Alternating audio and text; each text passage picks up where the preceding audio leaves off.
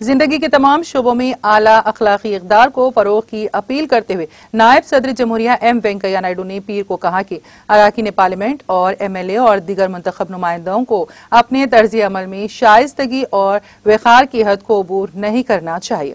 नायडू ने अपनी रिहाइशगाह पर गुजरात में वडोदरा की महाराजा सयाजी राव यूनिवर्सिटी में सियासी क़यादत और हुक्मरानी में 1 साला डिप्लोमा कोर्स के तलबा के साथ बातचीत करते हुए कहा कि सबसे बड़ी जमहूरियत के तौर पर हिंदुस्तानी पार्लियामेंट और मुखन्नना को दूसरों के लिए मिसाल कायम करनी चाहिए।